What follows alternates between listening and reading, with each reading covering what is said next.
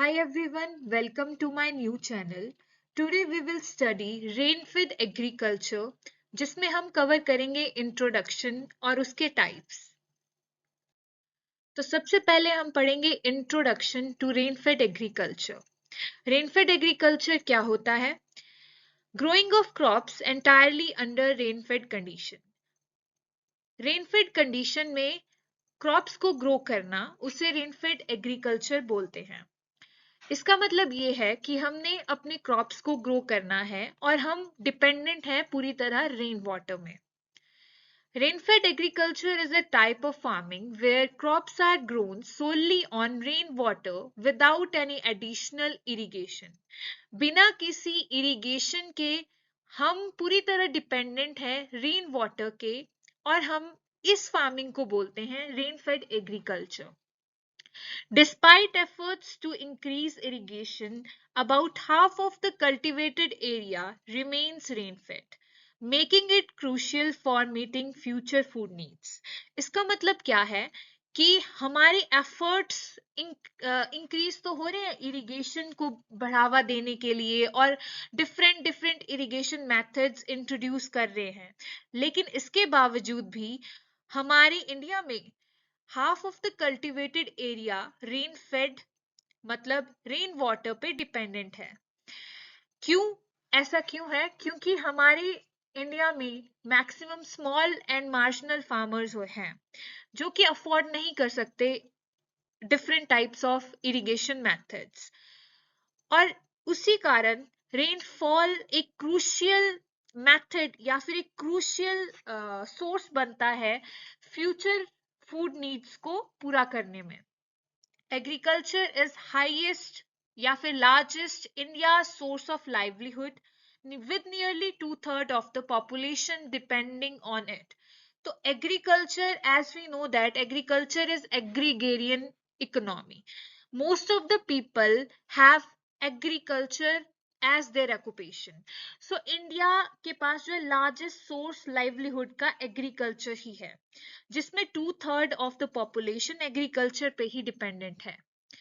The terms dry farming, dryland agriculture, and rain-fed agriculture are often used interchangeably. Maximum times dry farming, dryland agriculture और rain fade agriculture जो है interchangeably use कर दिए जाते हैं, क्योंकि एक तरह से ये रेफर किया जाता है ऐसे फार्मिंग जिसमें इरिगेशन का यूज नहीं होता है। पर इन तीनों में ही बहुत डिफरेंसेस होते हैं जो कि हम आगे वाले लेक्चर में, आगे वाले टॉपिक में हम पढ़ेंगे। अब आते हैं हम टाइप्स कि क्या-क्या टाइप्स हैं हमारे रेनफेड एग्रीकल्चर के। Depending on the amount of rainfall received and some specific agroclimatic condition, rain-fed agriculture can be grouped into 3 categories. जो कि हमने पीछे पढ़ा कि dry farming, dryland farming and rain fade farming जो है इंटरचेंजेबली यूज कर दिए जाते हैं, क्योंकि ये एक तरह से डिपेंडेंट होते हैं रेनफॉल पे, बट इनके भी बहुत से डिफरेंसेस होते हैं जो कि हमने यहाँ पे मेंशन किए हैं। पहले है रेनफॉल पर एनम के बेसिस पे। जो ड्राई फार्मिंग है उसमें रेनफॉल लेस देन 750 mm तक की होती है, और ड्राईलैंड फार्मिंग में रेनफॉल 750 से 1150 mm और रेनफेड फार्मिंग में मोर देन 1150 mm। तो जहां पे रेनफॉल 1150 से ज्यादा होगी वो रेनफेड फार्मिंग होता है, और जहां पे 750 से 1150 mm की रेंज में रेनफॉल होगी वो ड्राईलैंड फार्मिंग होता है, और लेस देन 750 mm जहां पे रेनफॉल होगी वो ड्राई फार्मिंग होता है। अब मॉइस्चर अवेलेबिलिटी के हिसाब से जो ड्राई फार्मिंग है उसमें एक्यूट शॉर्टेज रहेगी, क्योंकि उसमें क्या है, रेनफॉल की कमी है, और ड्राईलैंड फार्मिंग में शॉर्टेज रहेगी मॉइस्चर की, और रेनफेड फार्मिंग में इनफ मॉइस्चर होगा, क्योंकि इसमें क्या है, रेनफॉल ज्यादा अमाउंट में है, मोर than 1150 mm। Now on the basis of crop growing season, तो ड्राई फार्मिंग में ऐसी क्रॉप्स का यूज किया जाता है जिसका crop growing season less than 75 days है, और ड्राईलैंड फार्मिंग में उन क्रॉप्स को ग्रो किया जाता है जिनका ग्रोइंग सीजन 75 से 120 डेज का होता है और रेन फेड फार्मिंग में मोर देन 120 डेज का होता है। Now on the basis of growing region, तो ड्राई फार्मिंग की जाती है एरिड रीजन में, ड्राईलैंड फार्मिंग की जाती है सेमी एरिड रीजन में और रेनफेड फार्मिंग की जाती है ह्यूमिड रीजन में। क्रॉपिंग सिस्टम के बेसिस पे जो ड्राई फार्मिंग है उसमें सिंगल क्रॉप या इंटर क्रॉपिंग सिस्टम यूज किया जाता है। ड्राईलैंड फार्मिंग में सिंगल क्रॉप या फिर इंटर क्रॉपिंग यूज किया जाता है और रेनफेड फार्मिंग में इंटर क्रॉपिंग या फिर मल्टी क्रॉपिंग सिस्टम यूज किया जाता है। ड्राई स्पेल, ड्राई स्पेल क्या होता है? ड्राई स्पेल ये पीरियड होता है जहां पे जो है सॉइल सूखी होती है, ठीक है। तो it is a period of consecutive days without rain that cause a water deficit in the soil and stress crop। लगातार कुछ दिनों तक रेन का ना होना, उस पीरियड को क्या बोलते हैं? Dry spell. तो ड्राई फार्मिंग में रेनफॉल बहुत कम मात्रा में होती है, तो ड्राई स्पेल मोस्ट कॉमन जो है ड्राई फार्मिंग में होगी और ड्राईलैंड फार्मिंग में लेस फ्रीक्वेंट होगी और रेनफेड फार्मिंग में no occurrence. After that crop failure, तो सबसे ज्यादा क्रॉप फेलियर हमें देखने को मिलते हैं ड्राई फार्मिंग में। मोस्ट फ्रीक्वेंट होगा ड्राई फार्मिंग में और ड्राईलैंड फार्मिंग में लेस फ्रीक्वेंट होगा और रेनफेड फार्मिंग में रेयर होगा। कॉन्स्ट्रेंट्स क्या है, मतलब इसमें लिमिट, क्या लिमिटेशन है हर फार्मिंग की? तो हमें ड्राई फार्मिंग में देखने को मिलता है विंड इरोजन। विंड इरोजन एक लिमिटेशन है ड्राई फार्मिंग में। आफ्टर दैट ड्राईलैंड फार्मिंग में wind erosion and water erosion and rainfed farming में wind erosion and water erosion. अब मेजर्स रिक्वायर्ड कि क्या क्या मेजर्स हमें या क्या क्या उपाय हमें करने चाहिए इन फार्मिंग्स में। तो ड्राई फार्मिंग में जैसे कि हम देखते हैं कि लेस अमाउंट ऑफ रेनफॉल होता है, उस फार्मिंग को ड्राई फार्मिंग बोलते हैं। तो हमें क्या उपाय करने चाहिए या फिर क्या मेजर्स लेने चाहिए? मॉइस्चर कंजर्वेशन प्रैक्टिसेस का यूज करना चाहिए ताकि मॉइस्चर कंजर्व रहे सॉइल में। ड्राईलैंड फार्मिंग में moisture conservation as well as drainage practices करनी चाहिए फॉर वर्टिसोल्स। वर्टिसोल्स जो क्लेई सॉइल होती है या फिर ब्लैक सॉइल होती है। और रेनफेड फार्मिंग में प्रॉपर ड्रेनेज रिक्वायर होना चाहिए। अब हम पढ़ेंगे डेफिनेशंस। जो भी हमने पीछे कंपैरिजन किया उसी के बेसिस पे हम डेफिनेशन बनाएंगे। तो पहले आता है ड्राई फार्मिंग। ड्राई फार्मिंग में the cultivation of crops in region with annual rainfall less than 750 mm, उस फार्मिंग को हम ड्राई फार्मिंग बोलते हैं। Crop failure is most common due to prolonged dry spells during the crop period. Obviously, crop failure इसमें ज्यादा होगा क्योंकि इसमें dry spell ज्यादा पीरियड के लिए होता है, रेनफॉल कम होती है, तो क्रॉप फेलियर ज्यादा होगा और मोस्ट कॉमन रहेगा। These are arid regions with a growing season of less than 75 days। और इसमें जो है ऐसी क्रॉप ग्रो की जाती है जिसका लाइफ स्पैन 75 डेज तक का ही होता है और ये एरिड रीजन्स में ग्रो की जाती है या फिर ये एरिड रीजन में ये फार्मिंग की जाती है। Moisture conservation practices are necessary for crop production. और यहाँ पे क्रॉप की प्रोडक्शन के लिए मॉइस्चर का कंजर्वेशन करना इज इम्पॉर्टेंट।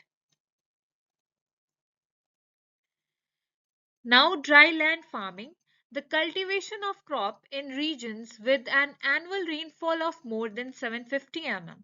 तो इसमें क्या होता है, यहाँ पे हम कल्टीवेशन करते हैं क्रॉप की उस एरिया में जहाँ पे एनुअल रेनफॉल कितनी होती है, मोर देन 750 mm की होती है और लेस देन 1150 mm की होती है।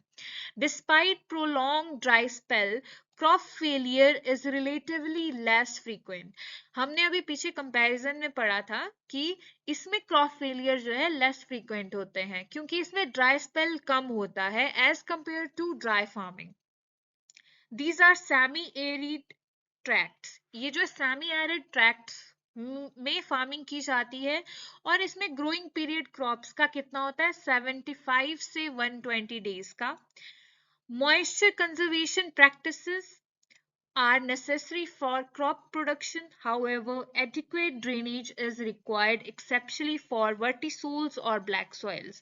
और इसमें जो है moisture conservation practices important होती है और adequate drainage भी जरूरी होती है जहां पे vertisol या फिर black soil हो, वहां पे adequate drainage करना important है।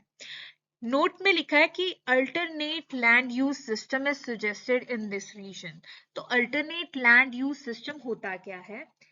So it is a land management practices that are used in dryland agriculture instead of crop production। जैसे कि कुछ एग्जांपल्स, एग्रोफॉरेस्ट्री, जैसे कंबाइन करके एग्रीकल्चरल क्रॉप्स और ट्रीज को एक ही लैंड में, या फिर एले क्रॉपिंग जिसमें ट्रीज या फिर श्रब्स को ग्रो किया जाता है अल्टरनेटिवली रोज में विद एग्रीकल्चरल क्रॉप्स, या फिर हॉर्टी पास्टोरियल सिस्टम का यूज करके in dryland farming. Now rain-fed farming, the crop production in regions with an annual rainfall of more than 1150 mm, जहां पे क्रॉप प्रोडक्शन करना उस रीजन में जहां पे एनुअल रेनफॉल कितनी होगी, more than 1150 mm। Crops are most crops are not subjected to soil moisture stress. यहाँ पे जो है सॉइल मॉइस्चर स्ट्रेस नहीं होगा। क्यों? क्योंकि यहाँ पे रेनफॉल ऑप्टिमम है और मॉइस्चर अवेलेबिलिटी भी है during the crop period. Emphasis is often on the disposal of excess water। अब यहाँ पे जो है रेनफॉल ज्यादा हो रही है, तो यहाँ पे हमें ज्यादा एम्फेसिस किसको देना है? Disposal of excess water. These are humid regions, और ये कौन से रीजन होते हैं? ये humid regions होते हैं with growing period of more than 120 days। और यहाँ पे क्रॉप के ग्रोइंग पीरियड क्या होता है? 120 डेज का होता है या फिर उससे ज्यादा का। In dry farming and dryland farming, the emphasis is on soil and water conservation, sustainable crop yield, and limited fertilizer use according to soil moisture availability। जहां पे हम देखते हैं कि ड्राई फार्मिंग और ड्राईलैंड फार्मिंग में ज्यादा एम्फेसिस दिया जाता है सॉइल और वाटर की कंजर्वेशन को और सस्टेनेबल क्रॉप यील्ड को और लिमिटेड यूज करने को फर्टिलाइजर का according to soil moisture availability. ठीक है। और रेनफेड एग्रीकल्चर में एम्फेसिस किया जाता है, फोकस किया जाता है डिस्पोजल ऑफ एक्सेस वाटर का, कि एक्सेस वाटर कैसे ड्रेन आउट हो और मैक्सिमम क्रॉप यील्ड कैसे निकले और हाई लेवल ऑफ इनपुट कैसे यूज हो and control of water erosion.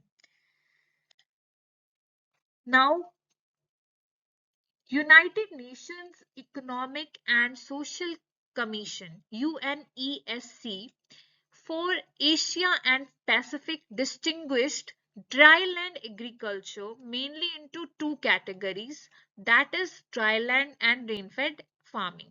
तो UNESC ने जो है dryland agriculture को mainly दो पार्ट में बांटा है, जो कि है dryland and rainfed farming। पहले है हमारा रेनफॉल के बेसिस पे, तो ड्राईलैंड फार्मिंग में लेस देन 750 और रेनफेड फार्मिंग में 750 से ज्यादा। ठीक है। और moisture availability to the crop, तो ड्राईलैंड फार्मिंग में मॉइस्चर अवेलेबिलिटी शॉर्ट रहेगी, शॉर्टेज होगी मॉइस्चर की, और रेनफेड फार्मिंग में इनफ मॉइस्चर रहेगा। ग्रोइंग सीजन तो लेस देन 200 डेज का और रेनफेड फार्मिंग में मोर देन 200 डेज का। ग्रोइंग रीजन्स, तो रेनफेड फार्मिंग कहाँ की जाएगी? Arid and semi arid as well as upland और sub humid and humid regions में, and rainfed farming humid and sub humid regions में की जाएगी। क्रॉपिंग सिस्टम कैसा रहेगा? ड्राईलैंड फार्मिंग में सिंगल क्रॉप और इंटरक्रॉपिंग सिस्टम का यूज किया जाएगा एंड रेनफेड फार्मिंग में इंटरक्रॉपिंग या डबल क्रॉपिंग का यूज किया जाएगा। लिमिटेशंस क्या रहेंगी? तो पहली है विंड एंड वाटर इरोजन होगा और रेनफेड फार्मिंग में हमें देखने को मिल सकता है water erosion. Now here are some of the common types of rain-fed agriculture. जो हमने अभी 3 मोस्ट इम्पॉर्टेंट टाइप्स पढ़े, बेसिकली वो ही इम्पॉर्टेंट है, ये तो in general in common types है रेन-फेड एग्रीकल्चर के। Dryland agriculture, dryland agriculture refers to rain-fed farming practiced in arid and semi-arid region with limited and unpredictable rainfall. तो dryland agriculture जो है रेनफेड फार्मिंग ही होती है जो कि प्रैक्टिस की जाती है एरिड या फिर सेमी एरिड रीजन में with limited and unpredictable rainfall. Crops in dryland agriculture are specifically adapted to survive in water limited condition. इसमें जो है crops survive या फिर adapt होते हैं water limited conditions से, जैसे कि मिलेट्स हो गए, सॉर्गम हो गए, पल्सेस हो गए और कुछ certain varieties of wheat and barley. Farmers in dryland areas employ techniques, अब इस एरिया में जो है फार्मर्स मतलब यूज करते हैं डिफरेंट टाइप्स ऑफ टेक्निक्स, जैसे कि conservation tillage, moisture conservation, crop rotation to optimise water use efficiency and conserve soil moisture. Next है hill agriculture. Hill agriculture involves rain-fed farming in hilly or mountainous region characterized by steep slopes and diverse agroclimatic condition. तो hill agriculture में ऐसी rain-fed farming जो hill या फिर mountain में की जाती है उसे hill agriculture बोलते हैं। Farmers in hilly areas cultivate crops suited to local climate and altitude, जैसे कि मेज, पोटैटो, फ्रूट्स, वेजिटेबल, इन सबको ग्रो किया जाता है हिल एग्रीकल्चर में। आप कुछ ऐसे टेक्निक्स जो फार्मर यूज करते हैं टू प्रिवेंट सॉइल इरोजन और इम्प्रूव करने के लिए water retention and optimise land use, जैसे कि terracing, contour farming, agro forestry practices जो कि यूज की जाती हैं to prevent soil erosion, improve water retention and optimise land use. Rainfed rice farming, rainfed rice farming जो है प्रैक्टिस की जाती है उस एरिया में जहाँ पे ज्यादा अमाउंट में रेनफॉल होती है और जहाँ पे हम इरिगेशन फैसिलिटीज का यूज नहीं करते हैं। Varieties of rice that are tolerant to varying water availability, जैसे कि upland और rain-fed lowland rice are grown in these area. Water management techniques use की जाती हैं in rain-fed rice farming. Rain-fed horticulture क्या होता है? Rain-fed horticulture involves cultivation of fruits, vegetables and other high-value crops जो कि rely होती है rainfall पे for their water requirement. Depending on the local climatic conditions, specific horticultural crops जैसे कि mango, citrus fruit, tomatoes and onion grow किए जाते हैं इस farming में। Farmers may implement practices जैसे कि mulching, micro irrigation and soil moisture conservation to minimize water stress and maintain crop quality. So the next is agroforestry in rain-fed system. Agroforestry integrates trees with agricultural crop in rain-fed area to optimize resource use and enhance sustainability. तो इसमें agroforestry का use किया जाता है rainfed areas में ताकि हम optimise use कर सके रिसोर्सेस का और एनहेंस कर सके सस्टेनेबिलिटी का।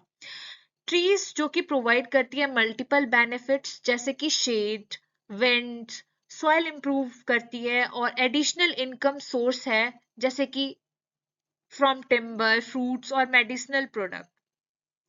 एग्रोफॉरेस्ट्री सिस्टम जो है कंट्रीब्यूट करता है टू इम्प्रूव वाटर इनफिल्ट्रेशन ये रिड्यूस करता है सॉइल इरोजन एंड इंक्रीज करता है biodiversity in rainfed landscapes. Thank you. I hope you like my video and like, share and subscribe. अगर आपको कोई भी डाउट होगा इस लेक्चर से रिलेटेड, सो आप कमेंट सेक्शन में लिख सकते हैं. I will answer your question.